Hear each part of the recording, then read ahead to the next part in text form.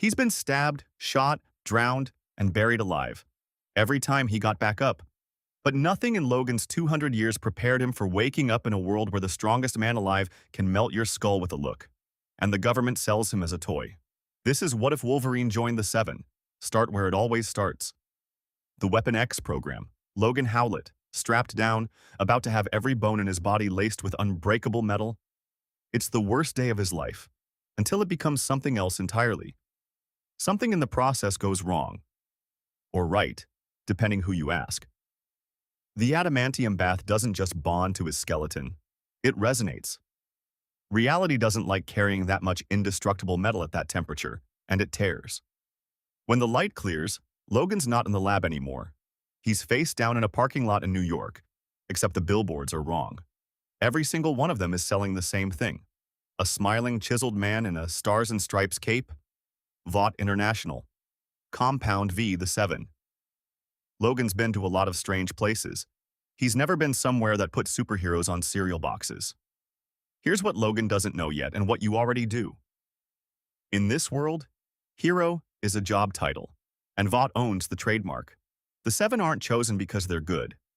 They're chosen because they test well with a focus group, and the strongest of them, Homelander, isn't a Boy Scout. He's a weapon with a PR team, and no one's ever told him no. It doesn't take long for Logan to get noticed. 3 muggers corner him outside a diner. He doesn't run. He doesn't need to. Claws out, 3 seconds, done. And he walks away like it cost him nothing because it didn't. A healing factor doesn't leave witnesses to bruises. It leaves witnesses to a man who shouldn't exist. Someone filmed it. By morning, it's the top story in a city that worships people like this.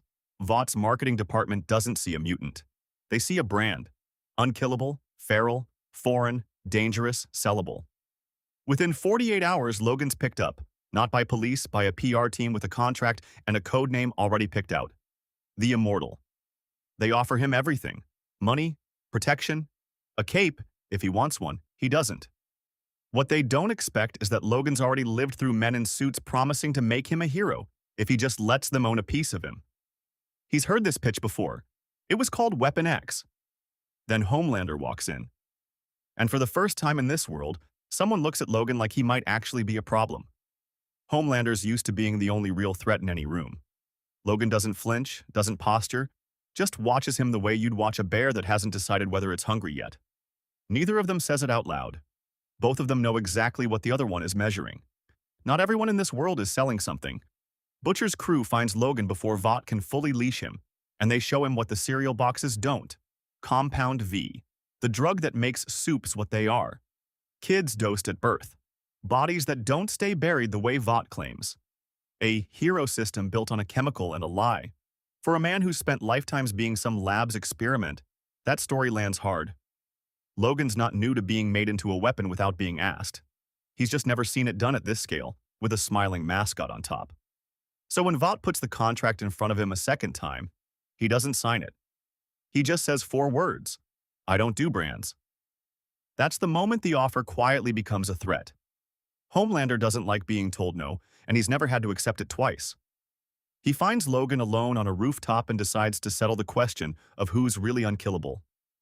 Heat vision meets adamantium bone. Claws meet a body that's shrugged off worse. It's not a fight either of them wins clean. Homelander's stronger, faster, and can end most things on this planet in a heartbeat. But Logan's healing factor doesn't care how many times it has to rebuild him.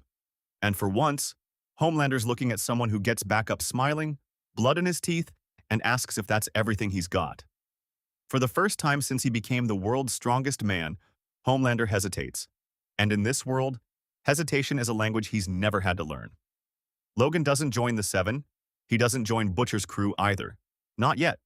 He just walks, because 200 years of getting used by people in suits has taught him one thing. Pick your own side, in your own time. But that tear, in reality that brought him here, it never closed. And somewhere on the other side of it, something else is about to come through. Would Wolverine ever bend the knee to Vought? Or is Homelander about to meet the one soup killer money can't buy? Let me know your take below.